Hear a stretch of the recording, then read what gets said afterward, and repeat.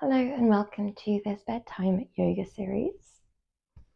We're starting off today in a seated butterfly. We draw the soles of the feet together. We allow the legs to be as spacious away from our pelvis as we need. So if you need that bit more space, then draw them out in front. Now, we could relax forwards if you like. You could even thread the arms underneath your legs, either just the wrists if it feels a little bit intense, or all the way up to the elbows if you feel comfortable too. This creates this lovely relaxation forwards of the shoulders and an intensity through the hips. If we're quite new to yin, or if we have particularly sensitive hips or lower back, then you might prefer just to be upright today. Now, upright in yin is different to upright in yang. We don't need our chest stacked over our pelvis. We don't need a long back of the neck or a lift in the root or core. We instead just allow ourselves to melt down into it. We relax down every muscle we can. The only difference is we're not hinging forwards from the hips and allowing that complete melting into the pose. We're instead lifted through the vertebrae, but not perfectly stacked. From here, begin to relax down through the forehead, through the eyebrows, through your cheeks and your tongue, through your jaw,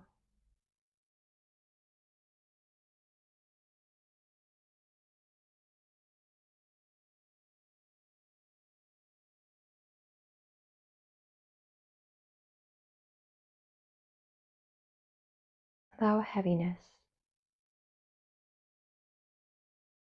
Most importantly, we'd like to relax down through the target area. The target area here is the inner hips, the outer hips, the thighs, and if we are folding forward, then the lower back as well.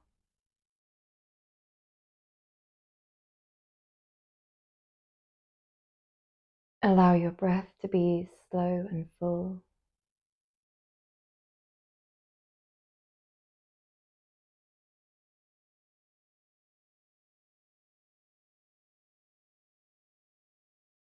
Allow your whole being to be gentle.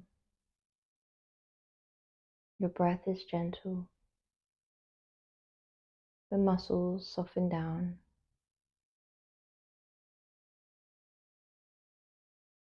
And most importantly, the mind is gentle.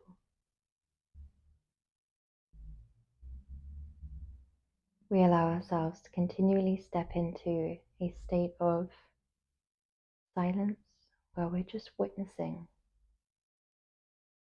each and every thought that enters into the mind from a place of compassion and gentleness.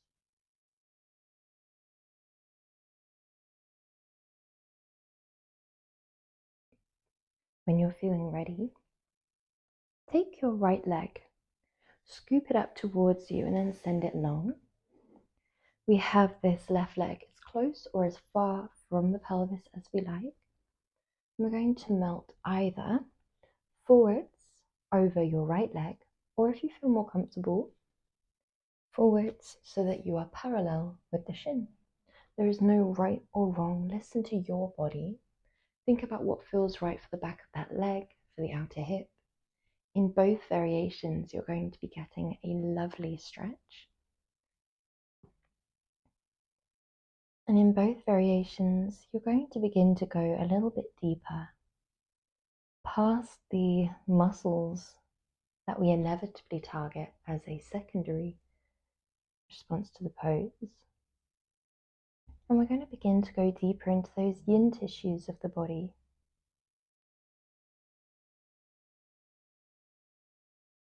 Into the knees, the hips,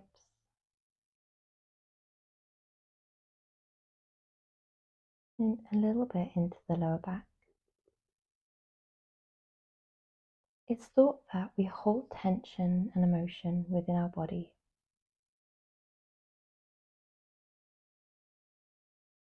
And that as we go deeper past the muscles and the superficial layers and deeper into the yin tissues, which we know as the ligaments, tendons, joints, and bones, that we might begin to tap into longer held emotions.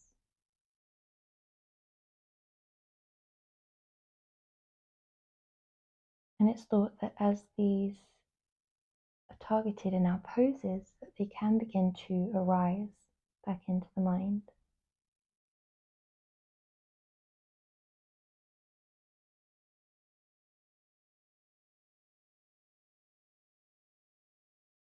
If we do notice thoughts arise, give yourself permission to not respond, to not react. In yin, we don't need to do anything at all other than observe.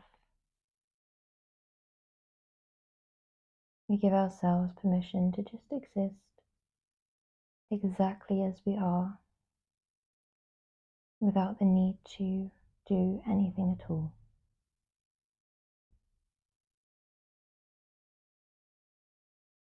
At the start of your practice, this can feel very counterintuitive.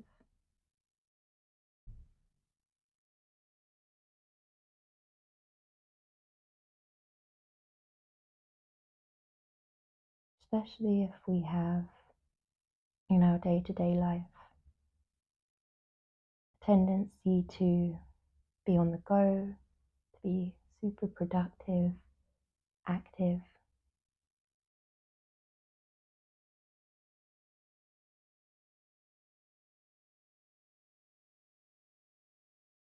It can feel a little bit uncomfortable as we shift from that state of yang,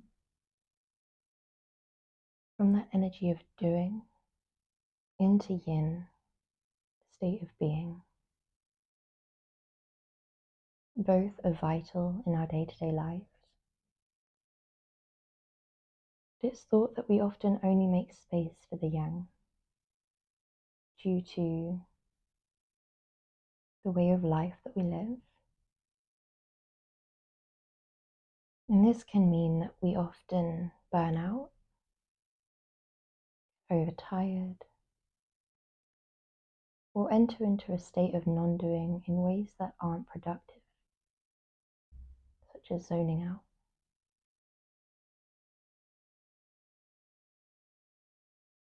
When you're ready, we walk our hands slowly up.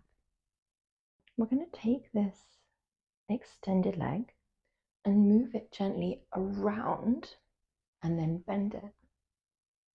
So this is our deer. We have one right angle in this front leg and either a full right angle in that back leg where your thigh and your shin are parallel, or you can guide that back leg forwards so that your knee touches the sole of your foot.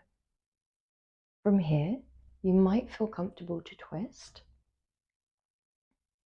And if you do feel comfortable to twist, then you might even feel comfortable to make your way forwards and relax down. So you can either be an upright deer or sleeping deer.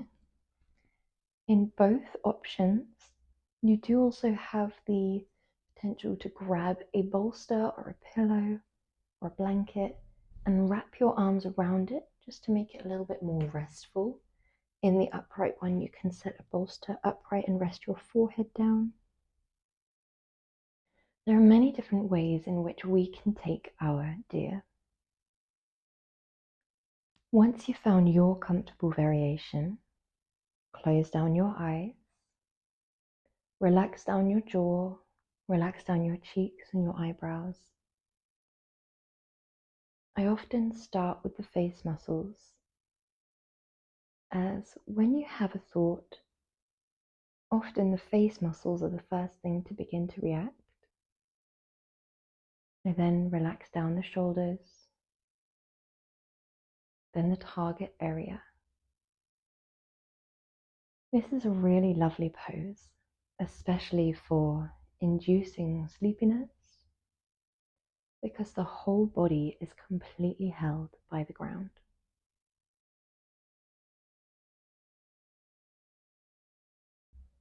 Give yourself permission to completely switch off the body, to slow down the breath whilst still taking full and nourishing breaths. This can be quite important when we're taking these twists.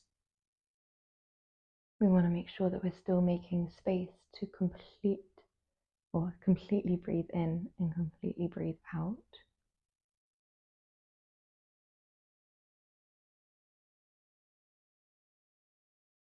We have lots and lots of benefits in yin. One of the benefits is this physical releasing of tension that we get in the deep tissues of the body, the melting down of the fascia, but also as a secondary effect, we do get a releasing through the muscles too. It's thought that this has a knock-on effect for encouraging a flow of energy through your body. This theory is taken from traditional Chinese medicine theory. Each pose is designed with that theory in mind, that there are meridians running through you. Each meridian relates to a different emotion, a different internal organ. Each relates to yin or yang, a different element.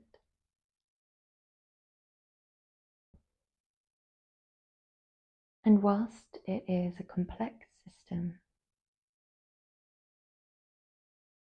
one that acupuncture and qigong also draw upon, it's thought to be highly intuitive.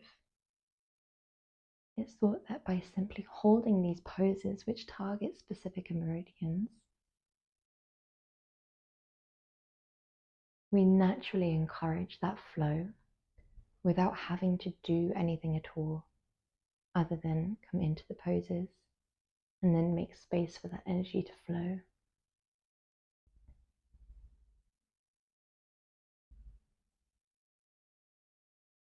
With that in mind, we're coming into our next pose, which is a counter pose. So we draw both legs out in front one by one, and we're starting upright. If you have a pillow behind you, you could even lay down. However, you can absolutely be upright. The reason being we like elongated legs, spaciousness through the hips, is because through our deer, our butterfly, and our half butterfly, we've been compressing the meridians, stimulating certain meridians, and now we're just giving them that chance to flow freely through your body. So allow that same relaxation through your physical body. Allow that same slowness of breath. And you might be able to tap into these gentle energy movements. The muscles are completely relaxed.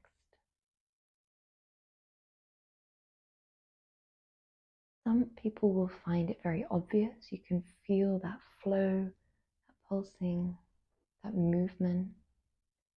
However, other people might find it a little bit harder to tap into. We might not have so much interoception, which is fine. Often just the stillness of the body allows us to feel those more sensitive, subtle movements a bit more. You might start off by just observing the sensation of the heartbeat,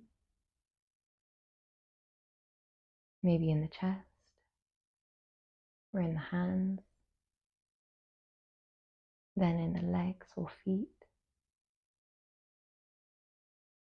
You might observe the feeling of your breath flowing in and out into your belly. And then observing if you can feel it sort of overflowing into the legs.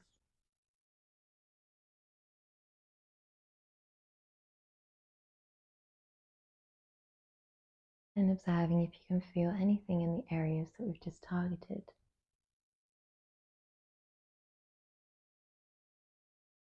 When you're feeling ready, slowly guide your right leg up towards you. We either forward fold over that left leg, or you can draw the arms over like so instead. There is no right or wrong. Do whatever feels right for your body. And also, in these unilateral movements in yin, where we're targeting one side at a time, it can be tempting to just go through the motions and do what we did on the other side. But in yin, we encourage ourselves just to respond to what our body needs in the moment. So really tap into what this side of your body needs and allow the pose to work around your body rather than the other way around. Once we've found our position, settle down, allow as much weight as you can to be completely put into the floor. So rather than being upright, we relax forwards as much as we can. You might grab a bolster or a pillow to make it a bit more restorative and nurturing. You might wrap a blanket around you. Do whatever you need to make it feel like what you need in the moment. Restorative and yin are very, very similar. Restorative yoga often involves bringing the ground up to you to make each passing moment in the pose feel a little bit more gentle and enjoyable. Whereas yin is a little bit more simplistic. We're working with just the weight of the body, the weight of gravity, and the hardness of the ground. So you could do it anywhere.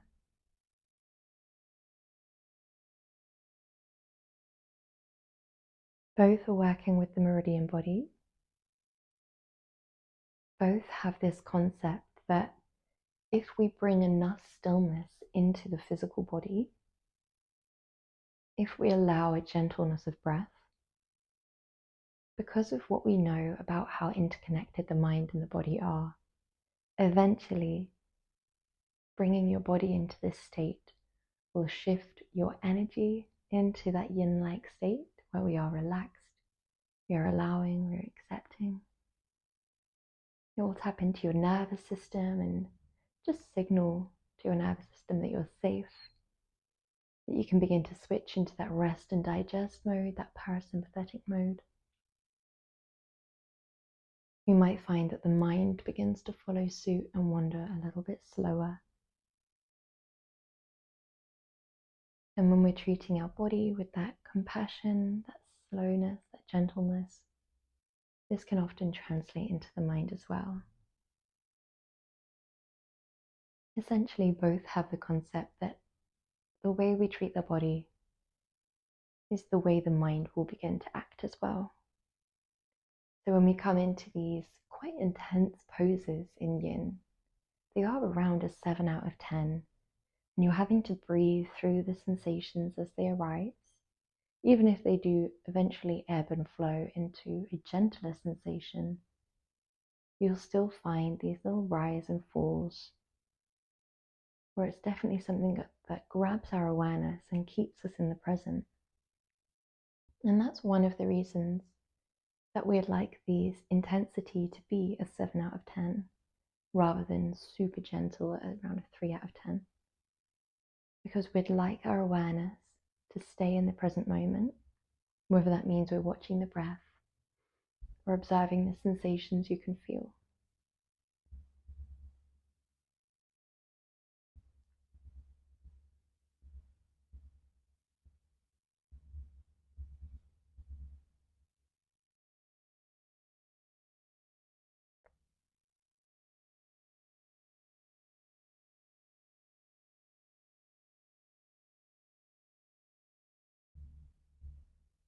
When you're feeling ready, slowly making your way up, I'm going to take this leg and scoop it round. We either have both shins parallel, we can move this leg a little bit in, So we have two right angles, or that leg comes right in towards the sole of the foot, knee to sole of the foot. We either come into upright deer, or we make our way forwards and relax down. Do what feels right for you. Be aware that there is a twist. There will be intense sensations on the inner hips and outer thighs, which target 4 of the lower body meridians. That twist targets the gallbladder meridian, which relates to feelings of release, feelings of courage, feelings of forgiveness and letting go. So when we're in this lovely introspective, relaxing position where your full body can relax into the ground, and just give yourself the opportunity to tap into that feeling of letting go, tapping into that state of forgiveness. Allow yourself to be as still as you feel comfortable to. Another reason we'd like the intensity to be around a 7 out of 10 is because we'd like to begin to release tension from the physical body. It's thought that whenever we create an attachment to anything outside of ourselves, whether it be an identity, achievement, a person, a place, a role, that it can begin to create tension in our physical body somehow. And this can look very, very different. Areas that we most commonly build up tension are the shoulders, the pelvis, and the back.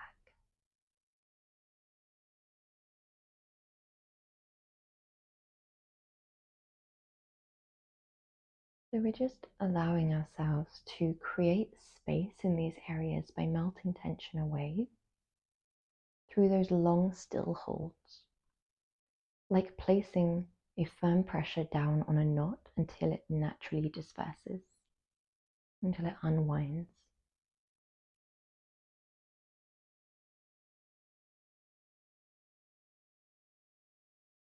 With the purpose to allow that flow of energy, prana, chi, however we refer to that life force that flows through us. We're just allowing a clear pathway for that energy to flow through you.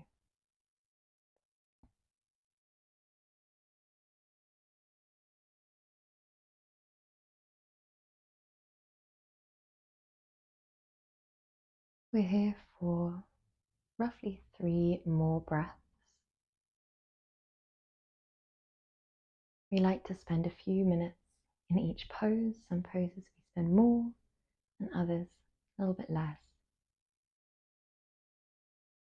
Because this is the way the deep tissues of the body enjoy to be moved. Long, still holds, allowing gravity and weight. Well done. When you're feeling ready, we're slowly going to come onto our front. So send the legs long, move really slowly, and then make your way into a Sphinx. So in Sphinx, we're going to draw our hands into prayer or Anjali Mudra. The elbows are directly underneath your shoulders. The legs are in line with your hips at the start. And then we might choose to relax the forehead down. If you spend a lot of time on the phone or on the computer looking down, then you might prefer the forearms to come by your side and the forehead to rest on a block. Do whatever feels right for you. Begin to relax down through the lumbar spine, through the shoulders, through the glutes. Observe where your legs fall as you relax down every muscle in your legs. Here we're targeting the bladder meridian, which, when out of harmony, can lead to feelings of lack of or excess fear and anxiety.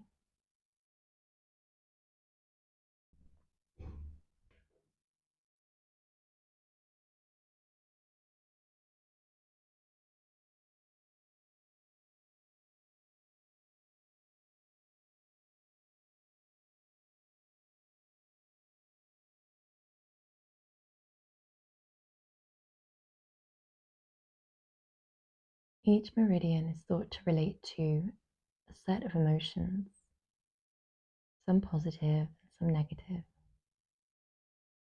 But in yin, we allow ourselves to be free from judgment. Sometimes when we tap into a meridian, we might feel certain emotions arise. That could be due to the discomfort of sitting in silence. The mind starts to wander and emotions come attached with those thoughts. It could be because we're tapping into an area where we're holding emotion in our body, or because we're encouraging flow or compressing flow through an area which relates to a certain emotion.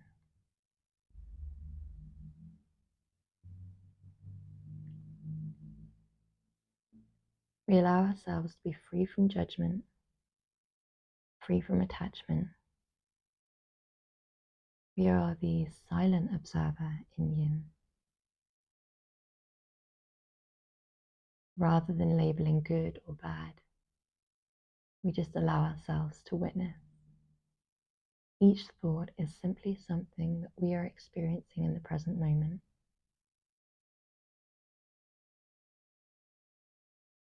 When you're feeling ready, we're going to make our way into child's pose. We draw our palms back and we press ourselves all the way up, back and down, relaxing the forehead when you're ready.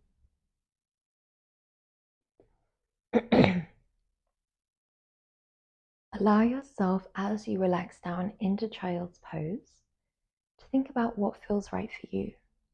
That gentle pressing of the thighs into the tummy will create a little bit of a rounding through your spine.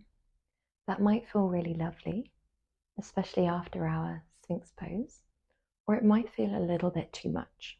If it feels too much, draw your knees as wide as the mat and allow your spine to be a little bit more elongated rather than rounded. And it will also create a bit more space for your breath. Do what feels right for you.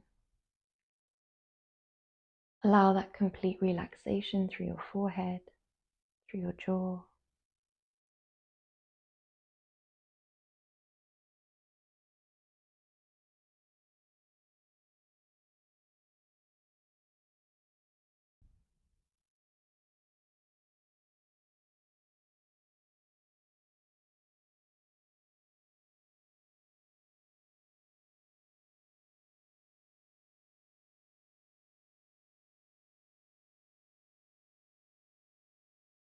Whenever you're feeling ready, we're coming into your next pose. We draw the arms out in front. We relax our heart space down to the floor. Now this is a little bit different to our child's pose. Rather than having your hips all the way sunk back onto the heels, they are stacked above your knees. Your heart space melts down to the ground. If you're quite familiar with this pose, Anahatnasana or melting heart, then you might drop your forehead or place your chin down and look forwards. If you place your chin down and look forwards, be very mindful of how that feels throughout the upper spine and the top of the back of the neck. In both variations, we also want to pay a lot of attention to the lumbar spine. This is a really lovely one for creating length, gentle compression. However, for some people it might feel too much. If that is the case, grab a pillow and place it lengthwise underneath your chest, or a bolster if you have one, even better. And this will create a little bit more length rather than compression. It will also mean As you breathe in and expand through the chest, you have a little bit more room to belly breathe as well. It feels a little bit less intense overall. If you find that you begin to get a little bit tingly through your arms, draw them much wider, as it can be a little bit much on some people's shoulders when you have them directly out in line. Begin to relax down wherever you can, wherever feels natural for you.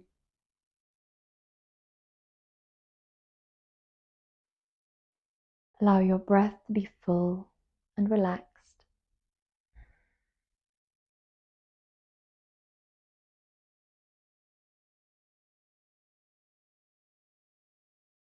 Allow each passing moment for your body to begin to melt down heavier and heavier. Allow the body to be non-doing. Allow the mind to be non-doing. We should find that even though at the start of your practice, sitting in silence and stillness can be quite uncomfortable, as the practice progresses, sitting in stillness and silence should become more and more enjoyable as we ourselves shift more into that yin-like state. Similarly to how the poses become almost enjoyable and something that we don't want to leave despite that initial intensity, the same can be said for that yin-like state within our yin practice in general. Our ability to sit with uncomfortable sensations as and when they arise begins to translate to our ability to sit with uncomfortable emotions as they arise, to sit with the discomfort of silence, to sit with things that are unfamiliar or things that we often drown out. When you're feeling ready, we're going to come all the way up from Anahatanasana and we're going to scoop our legs round. Move as slowly as you need. Make your way down really gently and then plant your right leg down. We're going to plant our left leg on top of the right for our reclined pigeon stretch. And this is going to be quite a different pigeon to if we were yang. In yang practice, we would scoop that leg in, would be quite active through this leg here, would be dorsiflexed, would be at a right angle, and would be active through the arms. In yin, we'd like to relax down as much as we can. We'd like to send the body into that state of yin. So there's a few things we could do. One is you could draw this leg further down so that the foot is closer towards the groin. That's going to intensify the sensations in the outer hip. Another thing we could do is prop the leg up against something. So you could prop this right leg up against a wall or onto a chair or onto the sofa. And that will mean that we can relax both legs completely whilst the sensations are still quite intense. Whatever you choose, allow that complete melting down. Allow a slowness of breath. Allow a gentleness in your body.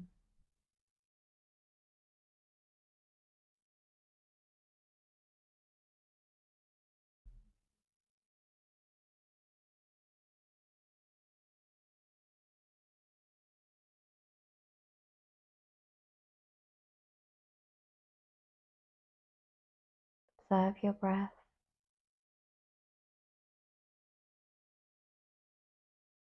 Observe the sensations that you feel that we'd like to be around a 7 out of 10.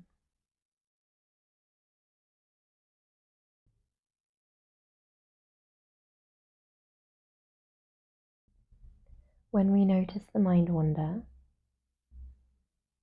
we give ourselves permission to not respond. In day-to-day life, it can often feel like there is a demand for our response, our opinion, our reaction, our attention. In yin, that is all stripped away, but because we've trained the mind to be proactive, productive, and responsive, we are almost hardwired habitually to stay in that state. You never become frustrated on the days where you can't switch off, but just trust that in time the mind will follow suit of the body. In the same way that we come home a little bit wired when we've had a day that is go, go, go, when we allow the body to enter into this restful state, eventually in time the mind will follow, and we place no pressure on when it arrives there. We're going to slowly move sides, so we drop that left sole of the foot down.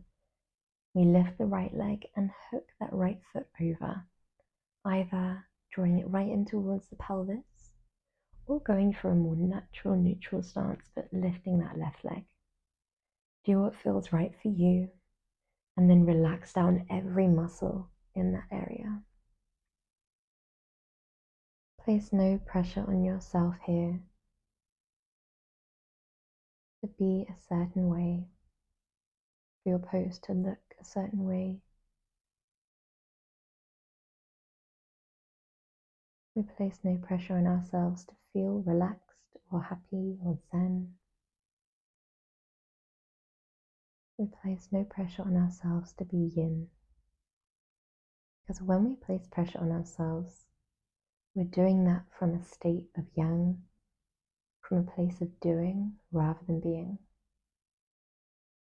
Being includes just accepting where we're at,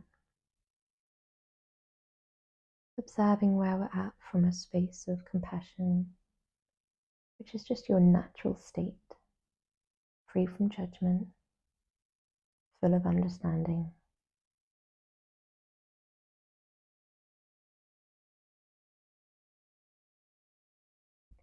In the same way that we can hardwire our brain to be a state of doing, productivity, we can also hardwire our brain to be in a state of allowing, a state of observing without judgment, a state of present momentness. It takes time.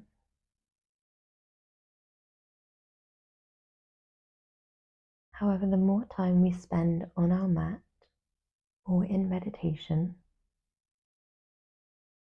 practicing the art or the habit of observing when the mind has wandered, observing where the mind wandered to, and without response, without interacting with the thought, without rejecting the thought, and without pulling the thought in, we just allow that thought to exist in our present moment.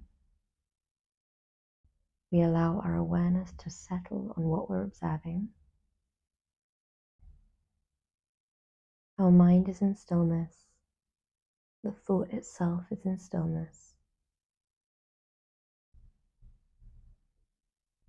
And the more times we practice that, of being aware that the mind has wandered and observing where it wandered to without interaction, the more we strengthen that habit,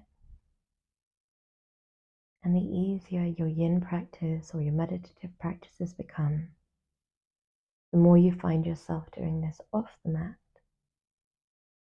When you're ready, drop that right sole of the foot, send your right leg long, and then draw that left leg over into a gentle twisted roots pose.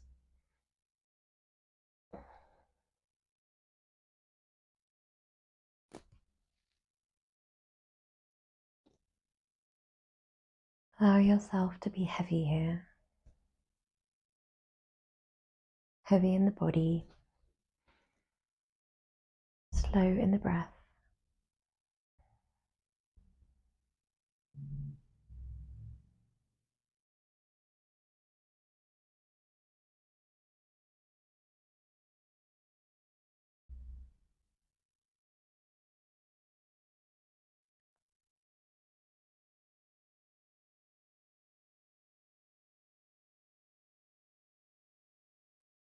Each time your mind wanders, we give ourselves that permission to not respond. We give ourselves the opportunity to strengthen the habit of becoming aware in the present moment, where the mind wandered to. On the days that we can't focus and we keep observing the mind wandering and guiding back to present continually, we're simply strengthening that habit. So it's still very worth your while, still amazing for your cognition, for your brain. And on the days where we can focus, it's thought that we're creating more grey matter in the areas that relate to attention, emotional regulation, and memory. So whether you can focus or not, you're benefiting. Come back through center, send your left leg long, draw your right leg up, and swap sides. Allow yourself here to be heavy, to be completely relaxed. From the toes to the crown, we're switched off. Our breath is slow.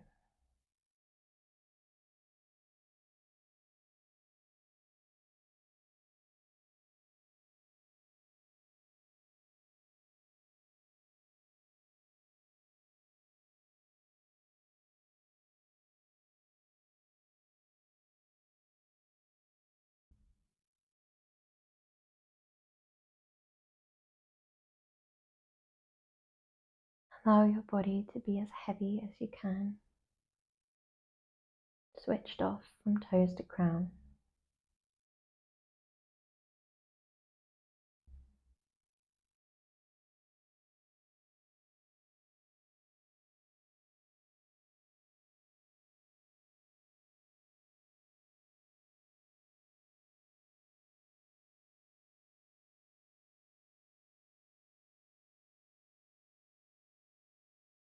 And when you're ready, we're going to come into our Savasana. We draw both legs back through center. We draw our arms wherever feels right for you. A traditional Savasana would be legs long, arms long. However, do whatever feels good. You could even get into bed.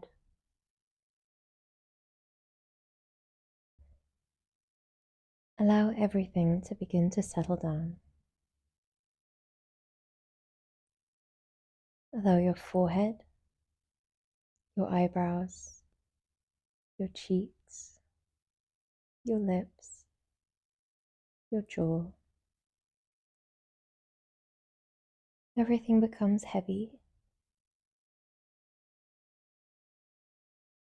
Allow that heaviness to melt down through your shoulders, through your back, your pelvis, your legs and your heels, your arms and your palms, until every muscle is completely heavy and weightless at the same time, until every part of you is relaxed.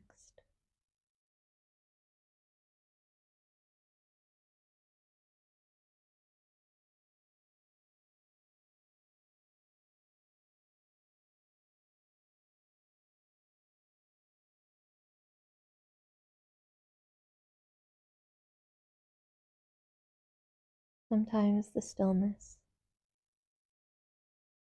can allow your awareness to increase of physical bodily sensations.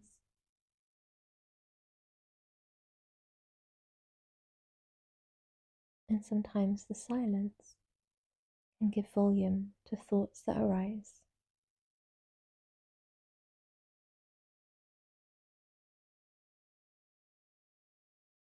We send acceptance to whatever grabs our awareness.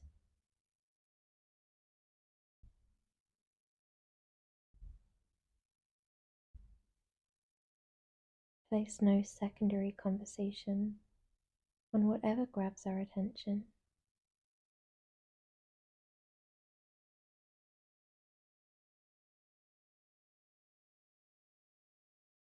Simply allow our awareness to settle on a thought, an emotion, an energy shift, a physical sensation, all as something that we are experiencing in our present moment. We are simply the silent observer, free from attachment from what we're observing,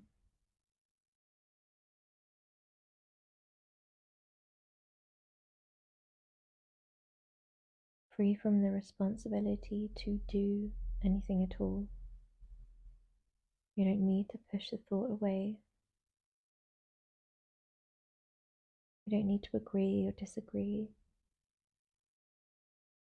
You don't need to react or respond. We just allow it to exist in our present moment. Similarly to sensations that arise, emotions that arise, anything that arises into your present moment. We observe from a space of acceptance and allowing. Just how the body surrenders, so does the mind.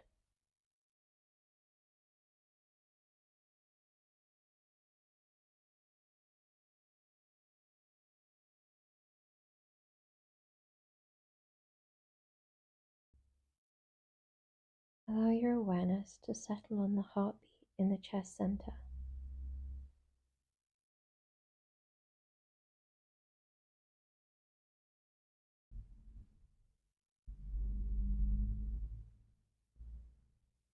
Observe that heartbeat overflowing through the shoulders,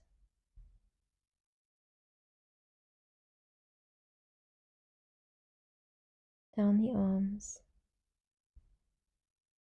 into the forearms and palms, up through the neck, into the head, the ears, the eyes, the nose, the lips, down through the tummy, into the pelvis, down through the legs, into the feet.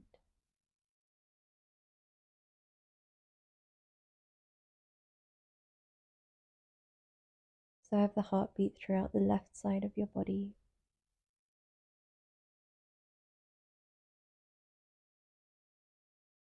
throughout the right side of your body, throughout your whole body.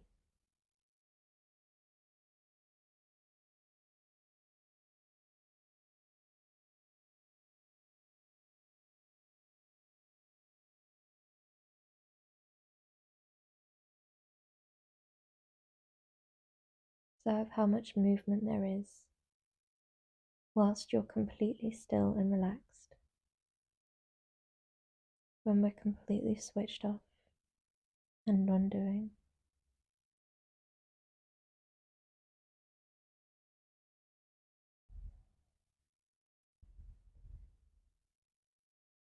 The body is completely heavy without any areas of engagement.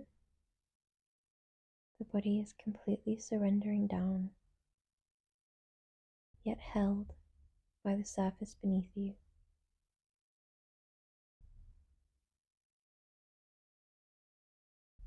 The forehead is soft. The eyebrows are heavy.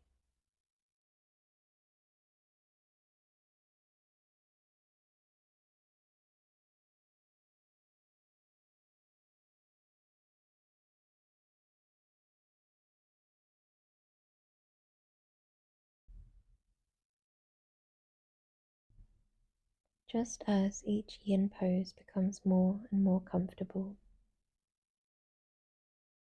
so too does the silence and the stillness of yin. What we can initially reject due to that changing of state can become something that we crave, something familiar. We've just changed our state to align with that silence and stillness, to feel more at peace and comfortable with that yin-like essence of non-doing, allowing ourselves to exist and be exactly as we are without the need to do anything at all.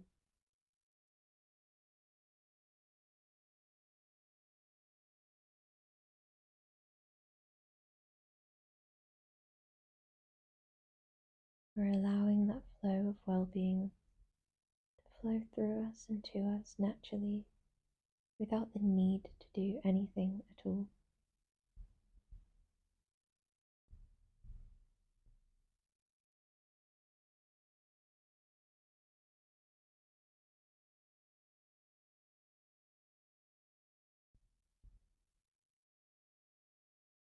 Send yourself gratitude to every cell and atom of your being for bringing yourself to the mat.